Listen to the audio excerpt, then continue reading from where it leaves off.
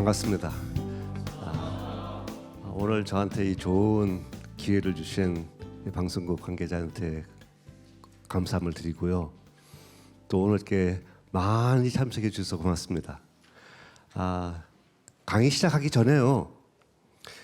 제 배경에 대해서 조금 놀라셨을 것 같아요.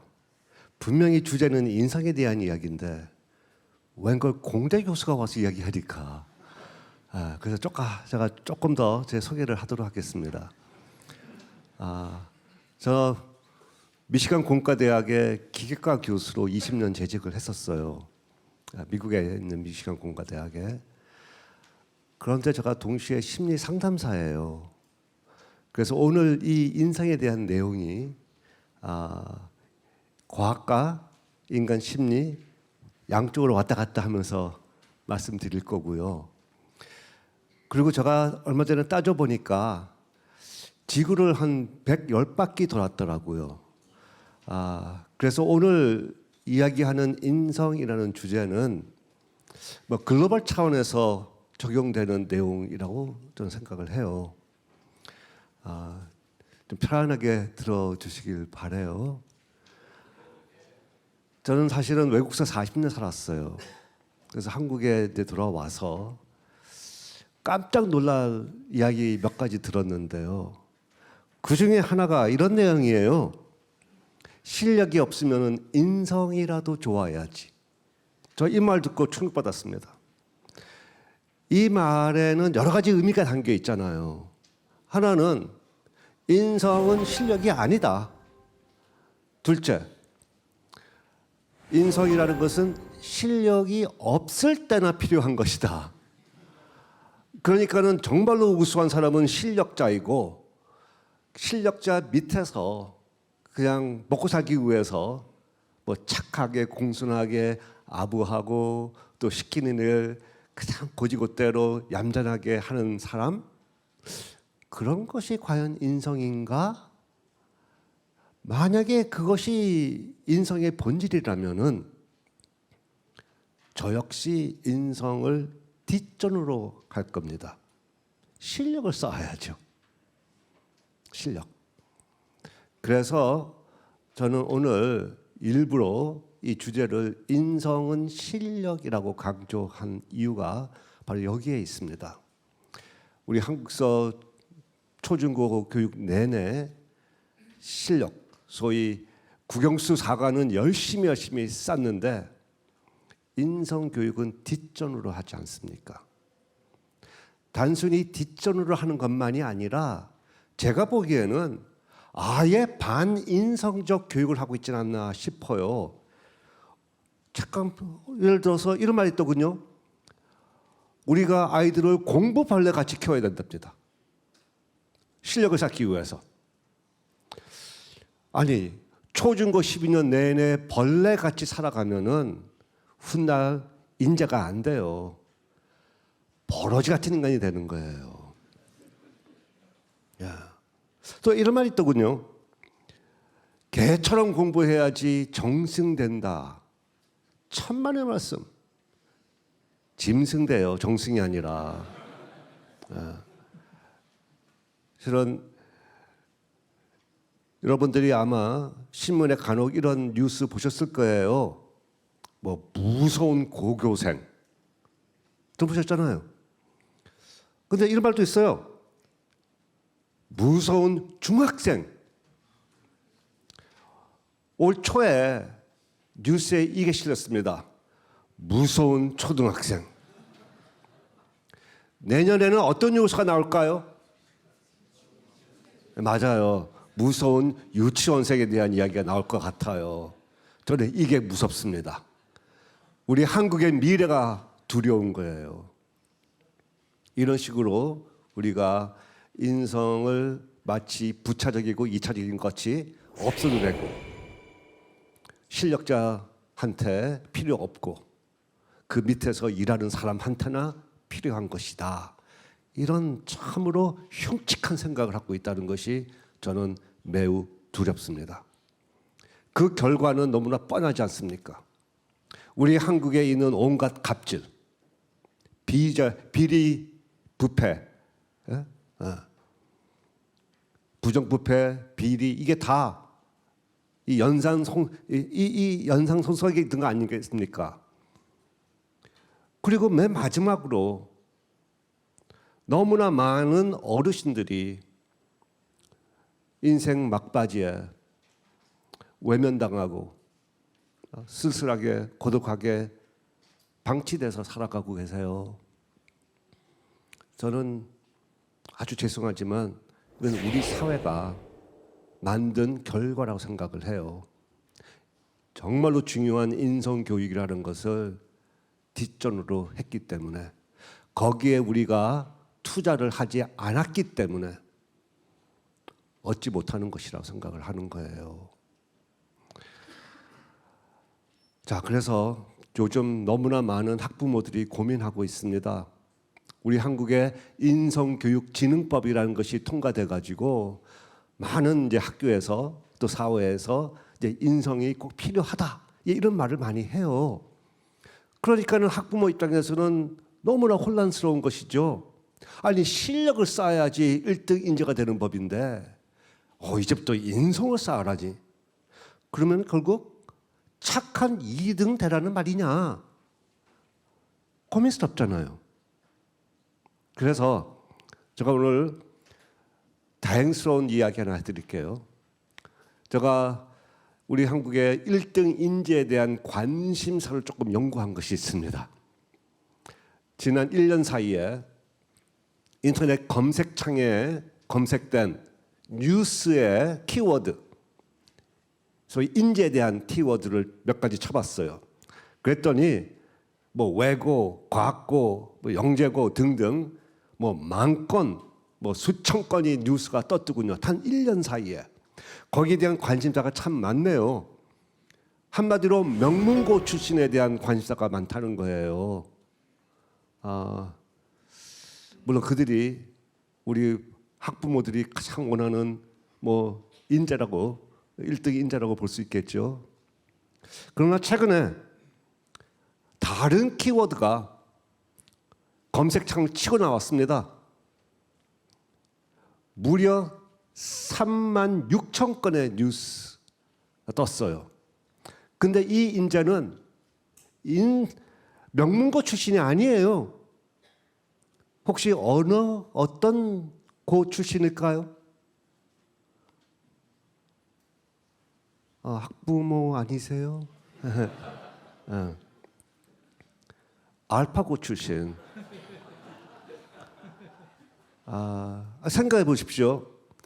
우리가 1등 인재라고 지켜 세워졌던 명문고 출신들은 사실은 암기력과 연산력의 달인입니다. 많은 지식과 정보를 머릿속에 암기하고 그 암기된 지식을 서로 논리로 연결해 나가는 능력이거든요. 근데 이 두 가지 능력은 알파고 출신한테 백전백패할 수밖에 없는 능력이에요. 그 능력에다가 우리가 올인해버렸으니까 이제는 알파고 출신한테 모든 직업을 싹쓸이 당하는 겁니다. 근데 이 직업이 그냥 뭐 볼품없는 직업들이 아니라 심지어는 의사 직종마저도 위협하고 있고요. 뉴스에 나오지 않았습니까? 미국 같은 경우에는 10%의 일거리가 로봇한테 장악당하고 가장 위험한 것이 의사라고 써 있어요. 그리고 한국에서도 병원은 붕괴, 의대는 몰락. 왜냐하면 원격 진료라든지 우리 스마트폰이 우리의 주치의라는 말도 나오고요. 또 왓슨이라는 알파고 출신 의사가 일반 명의보다도 암 진단 같은 거 아주 힘든 병들을 몇 배로 더 정확하게 진단한대요. 그러니까 의사들이 이제는 설 땅이 점점 줄어드는 거예요. 의사들만이 아니라 법조인들도 문제가 심각하답니다. 법대의 몰락, 인공지능 시대 법률가가 가장 먼저 사라질 수도 있다. 이것은 대법원 원장님께서 하신 말씀이세요. 네. 그런데 참 다행스럽게 참 우리 한국의 학부모들은 굉장히 빨리 앞서갑니다. 새로운 개념이 엄청 또 치고 나가네요. 심지어 6만 5천 건의 뉴스가 1년 만에 떴어요. 명문고 출신도 아니고 알파고 출신도 아닙니다. 심지어는 고 출신도 아닌데 뭘까요?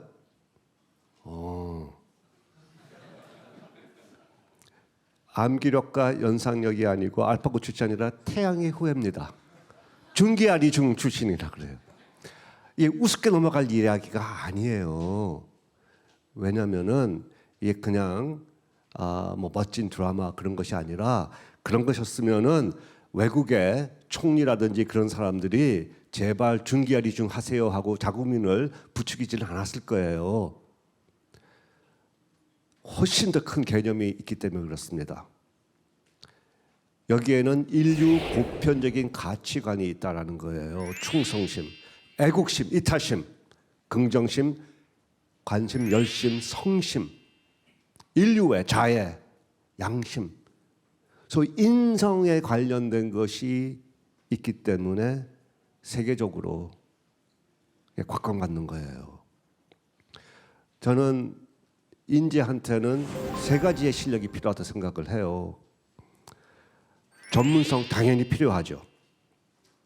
일에 대한 실력, 창의성, 일을 주도해 나갈 수 있는 실력이고요. 그리고 세 번째가 인성인데 실은 이 세 가지의 실력은 서로 아우러져 있어요. 딱 깨끗하게 분리되는 것은 아니고요. 서로 다 연관되어 있는데 전문성이라는 것은 제가 풀이하기로는 아주 땅같이 단단한 기반을 다져놓는 것이고요. 그리고 창의성은 하늘같이 활짝 열린 사고력, 무궁무진한 가능성을 생각해 볼 수 있는 사고력, 이게 창의력이고요. 그 인성은 결국은 일을 할 수 있게 해주는 실력이라고 저는 풀이합니다. 왜 일을 할 수 있게 해주느냐? 요즘에는 혼자서 할 수 있는 일이 별로 없어요. 여러과 함께 더불어 일을 해야만 되는 세상이 왔기 때문에 인성이라는 것이 절실히 필요하다는 것입니다. 제가 하는 말 꼭 믿지 않으셔도 돼요.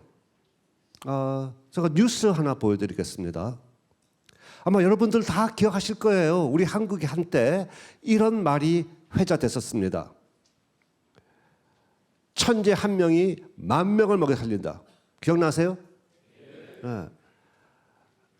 그러니까는 우리가 잘 살기 위해서 또는 아주 우수한 사람이라는 것은 전문성과 창의성이 뛰어난 사람으로서 소위 천재 같은 사람, 그런 사람 한 명만 있어도 우리 먹고 산다. 이렇게 말을 해왔던 것이죠. 그러나 얼마 전에 이 말을 시작한 그 대기업에서 공식적으로 선언을 했습니다. 천재 경영 끝났다. 그런 인재 뽑아가지고 회사로 끌어 나가려고 해봤지만 역시 한계가 있더라. 계속해서 위기더라. 천재 한 명 갖고 안 되더라는 거예요. 그래서 그 다음에 내세운 인재 전략이 집단지성이라는 개념입니다. 집단지성. 물론 집단지성이라는 개념은 뭐 이 회사가 만든 개념은 아니고요. 이미 학자들 사이에 널리 알려져 있던 개념입니다. 무슨 말이냐면은 이 세상은 워낙 복잡하고 변화무쌍하고 복합적이어서 한 사람이 풀어나갈 도리가 없다는 것이에요. 그래서 다양한 생각과 능력과 재능이 있는 사람들이 함께 모여서 집단을 이뤄서 집단 지성을 발휘해야만 되는 시대가 왔다는 거예요. 그러니까 우리가 어릴 때는 상대적으로 우리 사회가 워낙 단순해서 천재 한 명이 많은 것을 장악할 수 있었지만 지금은 아니다. 이 새로운 세상에는 집단 지성의 세상이라는 것이에요. 소위 팀워크란 뜻이겠죠. 그런데 우리 한국서 팀워크 참 잘해요. 우리 한국 사람들. 우리 한국 사람들이 같이 잘 어울려서 일을 해왔기 때문에 그나마 오늘날 이만큼 잘 살게 된 거예요.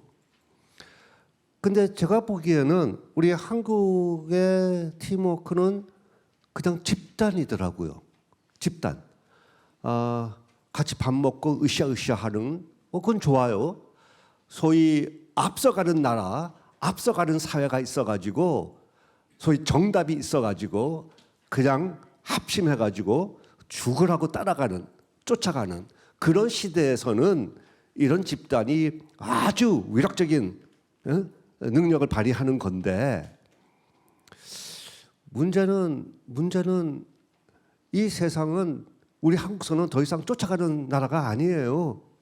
이제 우리 스스로 앞서가야 하는 시대가 왔거든요. 우리 앞에 정답이 안 보여요.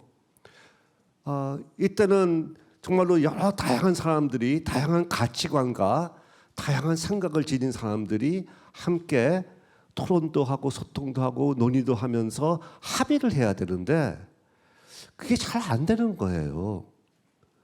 왜냐면은 이런 집단은 꼭 2차 가가지고 집단 실성을 하더라고요. 근데 정말 집단 실성하는 거예요. 왜냐면 우리 한국의 집단은 소위 3연으로 이루어졌습니다. 학연, 지연, 혈연. 이 집단은 내가 앞으로 그들을 어떻게 이용해서 내가 잘 될 수 있을까, 살아가는 처세술, 나를 위한 집단. 끼리끼리는 서로 충성하고 서로 소통하고 서로 배려하고 돌봐주는데 그 집단만 벗어나면은 해까지 끼칠 수가 있는 거예요. 우리 한국에 그런 집단이 참 많아요. 은피야, 관피야, 뭐 해수피야, 뭐 많지 않습니까? 끼리끼리. 그 바깥으로는 해를 끼친다. 그게 실성하는 겁니다.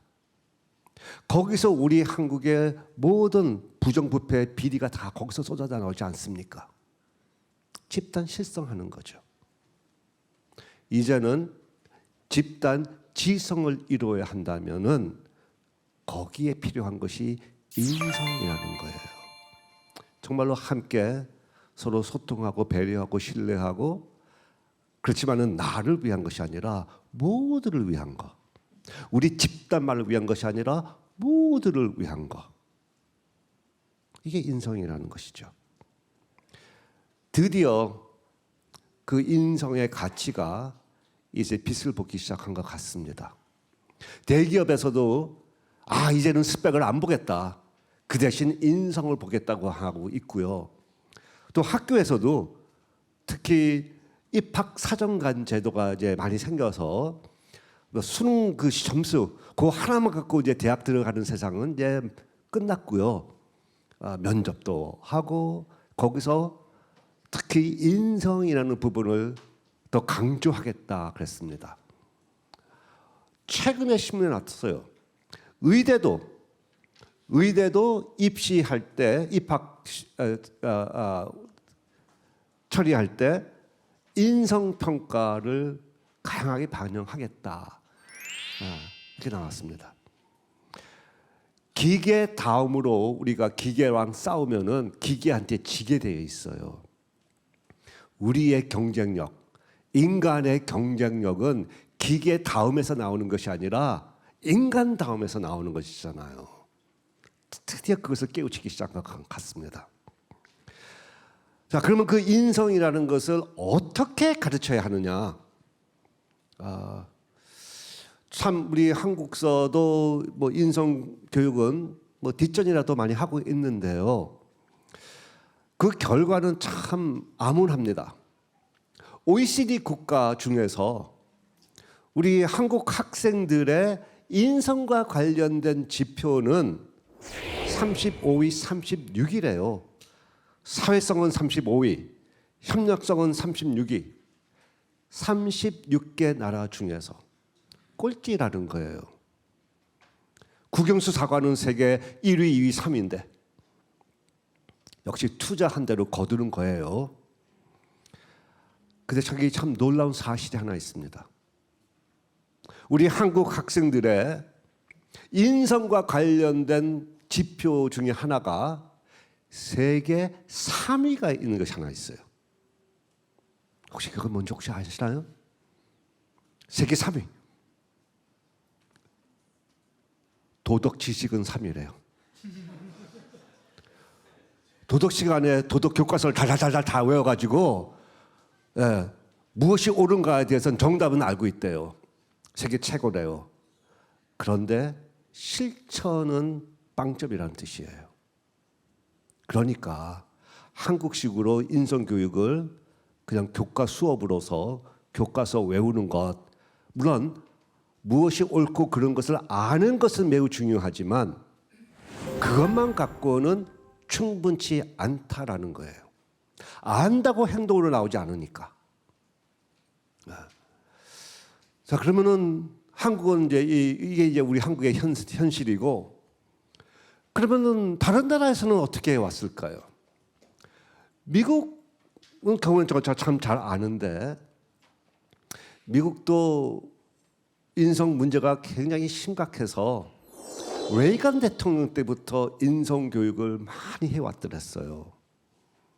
심지어는 클린턴 대통령은 자기가 재임 기간 동안 5번이나 인성 대회를 크게 열고 자기가 그 인성 대회의 위원장을 맡을 정도로 몸소 그렇게 아주 신경을 많이 써왔고, 그 다음 부시 대통령 때는 매년 10월 달에 인성 주간을 선포해 가지고 인성 교육에 대해서 강조를 해왔더랬어요.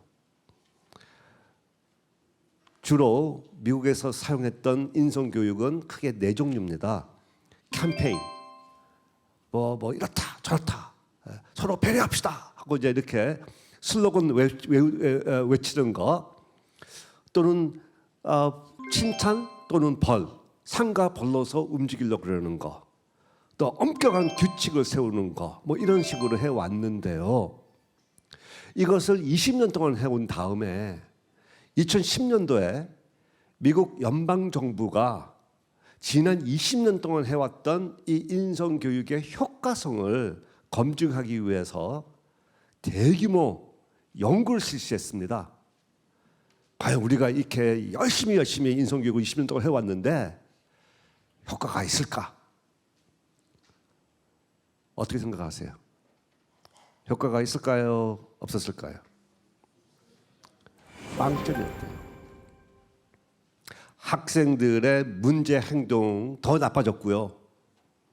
그리고 학업 성취도 전혀 도움되지 않았답니다. 그래서 이러한 방식은 소용이 없더라. 근데 이러한 방식에 공통점이 있습니다. 이런 방식을 갖고 우리가 행동 기반이라 그래요. 똑바로 앉아라, 인사해라, 효도해라, 책임성 갖게 행동하라. 이게 말로 행동을 지시하는 것. 그걸 잘하면은 상 주고 못하면은 벌 주고, 이런 식으로는 안 된다는 것이죠. 저래라 잔소리하는 것 소용없다는 것이에요. 그들이 잔소리 들으니까는 알기는 하지만 역시 행동으로 이어지지는 않더라. 뿐만 아니라 우리 다 어릴 때 잔소리 듣고 자랐으니까 잘 아실 거 아닙니까? 너무 많이 들으면은 오히려 청개구리 같이 반대로 해요. 그래서 역효과까지 나더라는 거예요. 그래서 예를 하나 들어볼까요? 저기 슬라이드 보시면은 이건 한국의 경우인데, 인사하는 방식을 안내하더라고요. 인사는 이렇게 합니다. 따라해 보세요 하면서 인사하는 모습을 포스터에 그려놨어요. 인사하면은 예의 있는 것이고 그러면은 인성이 있는 모습인가요? 인사한다고 예의 있고 그것이 인성인가요? 어떻게 생각하세요? 아마 그렇게 생각하니까는 이런 포스터를 그렸겠죠. 그런데 생각을 한번 해보세요. 이 사람이, 이 아이가 고개를 숙이긴 숙였지만 뭐 선생님한테 아니면 친인척한테 하여튼 주변에 있는 어떤 어른한테 이렇게 인사를 했다 칩시다. 근데 만약에 이 아이가 이런 행동을 하면서 동시에 속으로 욕설을 내뱉었다 그랬다면은 그러면 이것이 인사입니까? 아니잖아요. 인성과 전혀 관계없는 고개 숙이는 행동이었을 뿐이에요. 이 행동이 인성이 되기 위해서는 소위 인사가 되기 위해서는 동시에 고개 숙이는 동시에 호감, 존중, 감사, 배려하는 마음, 그 감정이 실려야지, 그 감정이 동반돼야지 이것이 인사가 되는 것이죠. 이것이 없는 상황에서는 그냥 아이들한테 고개 숙이는 법 가르치는 것밖에 안 되는 거예요. 인성교육은 아니었습니다. 고개 안 숙여? 그럼 벌 주고, 아 고개 숙였구나? 상 주고. 그래서 행동 기반으로 운영되는 인성교육 방법은 효과가 없다라는 거예요. 요구한다고 행동이 나오지 않습니다. 안다고 행동이 나오지 않듯이 요구한다고 행동이 나오지 않습니다. 행동주의에는 한계가 있습니다. 그래서 이제는 아주 새로운 방법들이 나오기 시작했습니다. 그리고 이 방법은 연구와 임상 실험의 결과로서 입증되고 있는 방식들입니다. 감성 기반이라는 것.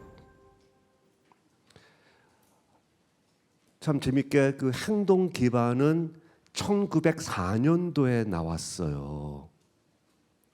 IQ라는 개념도 1904년도에 나왔어요. 우연의 일치치고는 참 우연한데 이 행동 기반, 행동 철학, 행동주의적 철학이 지난 100년간 전 세계의 심리학과 교육학을 주도했습니다. 그래서 우리가 아이들 키우는 방식들이 다 행동주의적, 행동에 대한 잔소리, 행동에 대한 지시예요. 그러나 이 감성 기반은 최근에 상대적으로 최근에 나온 개념이고요. 정확하게는 긍정 심리학이 2000년도에 학회가 설립됐으니까 그 시점을 우리가 중요한 포인트라고 말할 수가 있는데 이게 무슨 말이냐면은 행동주의가 우리를 지난 100년간 지배했다면 앞으로의 100년은 아마도 이 감정 기반 철학이 지배할 거라 생각을 해요. 100년 대계라는 것을 아마 이런 것을 두고 이야기하는 것 같습니다. 교육은 100년 대계. 네. 자, 왜 감성이냐? 간단하게 제가 말씀드릴게요. 담배 피우시는 분들 있잖아요. 그분들 담배 피우지 말아야겠다는 것을 모르기 때문에 피울까요? 머리로는 다 알잖아요. 담배 끊어야 된다는 거. 그런데 그 행동 나오지 않아요. 계속 담배를 피웁니다. 이유는 담배 안 피우면은 불안감, 초조함, 이 감정 때문에 피우는 행동이 나오는 거잖아요. 우리 행동을 지배하는 것은 생각이 아니라 알고 있음이 아니라 감정이에요. 뭘 우리가 느끼는가. 그게 우리의 행동을 지배해요. 그래서 우리가 인성교육을 고려할 때는 인성교육 방법에 있어서는 감정적인 접근을 해야만 효과가 있습니다. 자, 그러면 지금부터는 아주 본격적으로 그러면은 그 방법에 대해서 이야기를 하겠는데 먼저 무엇이 인성인가는 어떤 행동이 나와야 되는가는 이미 우리 인성교육진흥법에 명시되어 있어요. 정확하게 이런 말씀입니다. 자신의 내면을 바르고 건전하게 가꾸고 타인 공동체 자연과 더불어 살아가는 데 필요한 것이 인성인데 아주 구체적인 행동은 이런 것들이래요. 책임성, 정직하다, 효예가 있다, 배려한다, 협동한다, 공감하고 소통한다. 뭐 이런 행동들로 명시되어 있습니다. 그러니까는 많은 부모님들께서 아이들한테 야, 좀 배려하라, 협동해라, 좀 책임감 있게 행동하라 이렇게 많이들 요구하고 있잖아요. 근데 요구하지만은 안 나오는 것이죠. 저는 인성 교육을 꽃나무 피우는 것에 비유를 해요. 이 행동들은 꽃이다. 나타나는 것이다. 결과물이다. 소위 결실이죠. 결실. 열매면 결실. 그런데 여러분들이 꽃나무 키우실 때 꽃에다가 물 주고 꽃에다가 거름 주십니까? 그래야만 꽃이 활짝 핍니까? 꽃에다가 거름 주면은 꽃 죽어요. 꽃나무 키우시죠. 저희는 이제 부모님께서 꽃나무를 좋아하셔가지고 굉장히 많이 키우셨거든요. 그래서 제가 잘 알아요. 꽃에다 주면 꽃 죽어요. 그런데 우리는 인성교육 한답시고 소위 인성의 그 행동에다가 계속 이거 꽃 펴라, 이거 나와라 하는 거랑 똑같습니다. 그 행동 안 나와요. 그러면 꽃을 피우기 위해서 물과 거름은 어디다가 줍니까? 뿌리에다가 줍니다. 뿌리에다가. 그러면 인성의 뿌리는 무엇일까요? 이런 효예, 배려, 협동 이런 인성의 꽃을 피우기 위해서 꽃 뿌리에다가 그 꽃나무 뿌리에다가 물과 거름을 줘야 되는데 과연 그것은 무엇일까요? 저는 세 개의 뿌리를 염두에 뒀습니다. 예를 들어서 아까 맨 처음에 자신의 내면을 바르고 건전하게 가꾼다. 그것을 저는 자기 조율이라는 뿌리를 염두에 뒀고요. 그리고 남과 타인과 더불어 살아간다는 것을 관계 조율이라는 말을 썼습니다. 그리고 공동체와 자연과 더불어 살아가는 능력을 갖고 공익 조율이라는 단어를 쓰고 있습니다. 이 세 가지를 갖고 저는 삼유이라고 말을 붙여봤습니다. 삼유를 움직여야지 저절로 이제는 결과적으로 책임, 정직, 효, 배려 뭐 이런 결과가 나온다는 것이죠. 그 결과는 행동입니다. 오늘은 시간이 한정적이어서 저가 이제 관계 공익조율, 관계 조율과 공익조율에 대해서는 많은 설명을 못 드려요. 그래서 오늘은 주로 자기 조율에 대해서 조금 설명을 드리도록 하겠습니다. 자기 조율. 자, 자기 조율 못하는 사람 화면에 나와 있습니다. 소위 욱하는 사람들. 욱하는 사람들. 욱하고 난 다음에 흔히 하는 말이 있어요. 주변에 그런 사람들 분명히 있을 텐데 그들이 하는 말이 이렇습니다. 나 욱하지만 이게 솔직하고 직설적인 성격이야. 성격이래요. 사실 남이 나한테 욱하면은 참 기분 나빠요. 그 사람하고 같이 상종하기도 싫고, 다시는 뭐 대하기도 싫어요. 그런데 만약에 그 욱하는 것이 성격 때문에 그렇다면은 싫지만 그들 이해해주고 용서해 주셔야 돼요. 왜냐면은 성격은 타고나는 거잖아요. 타고나는 거 어떡하겠습니까? 그 사람 잘못이 아닌데. 그리고 성격은 고쳐지지를 않습니다. 그래서 그냥 이해해주고 용서해줘야 돼요.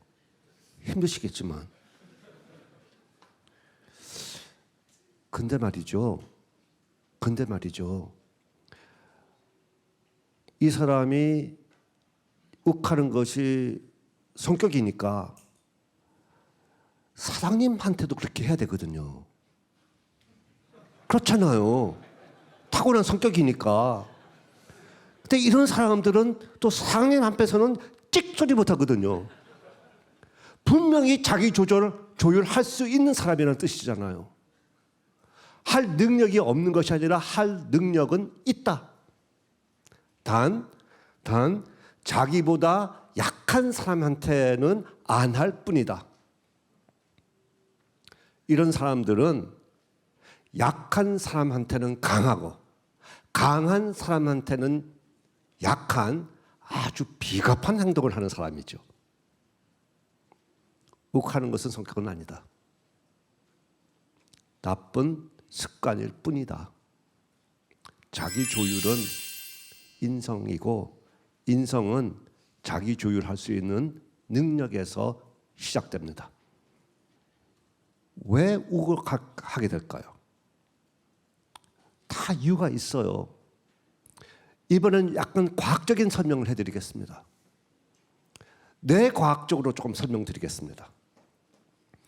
인간의 뇌가 상당히 복잡하지만 아주 간단하게 또 보는 시각이 있습니다. 인간의 두뇌를 3단계로 나눠보는 시각이 있어요. 첫 번째 단계가 내 간, 생명을 유지하기 위해서 필요한 기능들을 관리하고 있습니다. 숨쉬고 맥박 뛰고 뭐 체온, 온도 조절하는 그런 것들, 가장 기본되는 것. 그런데 이 기능들은 심지어 도마뱀한테도 있어요. 뱀. 그래서 이 뇌간을 우리가 별명, 애칭으로 파충류의뇌라고 그래요. 파충류의뇌. 그 위에 두 번째가 변형계라는 뇌입니다.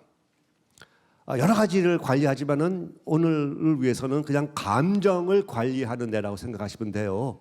감정. 근데 이 뇌는요, 소, 개, 돼지도 갖고 있어요.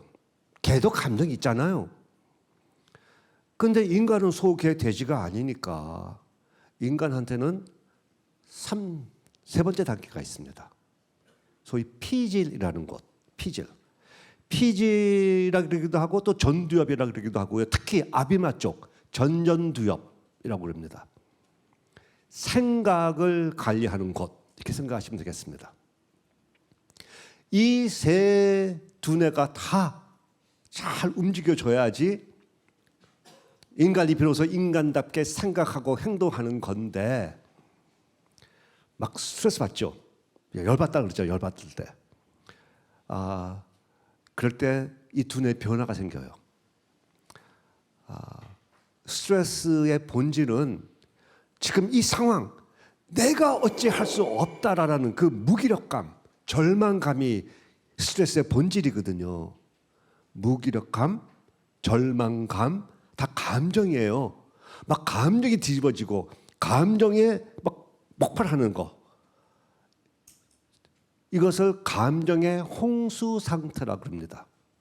그러면은 감정을 관리하는 변형계에 과부하가 걸려버려요. 작동 못해요. 그러면 3층도 작동을 못하는 거예요. 이 상태가 되면은 저 존재는 더 이상 인간이 아니에요. 뭐가 되는 걸까요? 예? 예, 파충류가 되는 거예요. 파충류. 뱀이 돼, 뱀. 뇌관밖에 움직이지 않으니까. 뱀이 사람을 만나면은 둘 중에 하나밖에 못 하잖아요. 어떻게 하죠? 예, 공격하거나 아니면 도망가거나 도피하거나. 이 사람이 아니니까 이 존재도 이 정도 되면은 그밖에 못 해요. 그래서 공격하거나 도망가거나. 예. 욱하는 것이 공격하는 거고요. 욕설, 폭언, 폭행, 찍소리부터 하는 것이 도피하는 것이죠. 그러고 난 다음에 나중에 술 중독, 인터넷 중독, 게임 중독, 뭐 포노 중독, 도망가는 거예요. 너무 힘든 상황에서 순간적이나마 행복한 곳으로 도망가는 것이. 그래서 욱직이 이제 다 나오죠. 여기서 다 동물 같은 상황이라는 뜻이에요. 근데 만약에 상황이 굉장히 심각해지면은 약간의 스트레스 상황이 아니라 충격적으로 다가오면은 세 번째 상황이 벌어집니다. 그것이 멍 때리는 거예요. 아무 생각도 안 나고 몸이 움직이지도 않고, 그 소위 그 freeze라고 그래요. 그냥 끙끙대면서 아무것도 못하는 거죠. 그런데 그런 상황에서는 흔히 사람들이 숨을 제대로 안 쉬어요. 욱할 때는 막 거칠게 숨을 쉬고요. 그렇죠? 그리고 도망가고 할 때는 숨을 굉장히 얇게 쉬어요. 얇게. 그리고 아예 숨을 꽉 멈추는 사람도 있습니다. 숨을 쉬지 않고. 그래서 자기 조율의 가장 기본적인 기술은 숨을 제대로 쉬는 거예요. 지금 여러분들 지금 숨을 제대로 쉬고 계세요. 이게 너무나 간단하죠. 하지만 사람들이 못한단 말이죠. 필요할 때는. 이것이 얼마나 심각한 상황이냐면은 미국에서는 군인들한테 숨 쉬는 방법을 가르치고 있습니다. 단순히 산소 공급만을 위한 것이 아니고, 여기서 쓰는 말은 숨을 왜 쉬느냐, 왜 숨 쉬는 방법을 가르치냐 했을 때 생각과 마음과 영혼을 연결시키기 위해서 쓴다 그래요. 연결시키기 위해서. 우리가 숨을 거치게 쉬거나 얕게 쉬거나 숨을 안 쉬면은 결국은 두뇌가 제대로 작동되지 않는다는 것이잖아요. 숨을 쉬기 때문에 몸과 마음과 정신, 생각이 연결되는 거예요. 이거 모든 사람한테 가르쳐줘야 돼요. 모든 아이들한테 기본적으로 가르쳐줘야 돼요. 의식하지 않아도 우리가 숨을 쉬지만 또 의식적으로 숨을 쉬도록 도와줘야 되는 거예요. 무슨 말이냐면은 자기 조율 기술, 오늘 제가 여러분한테 조금 더 이제 소개해드릴 자기 조율 기술은 무슨 뭐 대단하게 복잡하고 휘황찬란한 그런 대단한 기술이 아니라 정말 호흡하는 것 같이 매우 자연스럽고 합리적이고 그리고 간단한 거예요. 그래야지 아무나 아무 때나 어디선지 할 수 있는 거예요. 인성이라는 것이 아주 특별한 상황에서만 특별한 지도하에만 이루어지는 거라면은 그건 불가능한 것이죠. 모든 사람들이 가질 수가 없는 것이 될 거예요. 숨 쉬는 것 같이 간단하고 자연스러워야만 100명이면 100명 다 인성을 갖출 수가 있는 것이 아니겠습니까?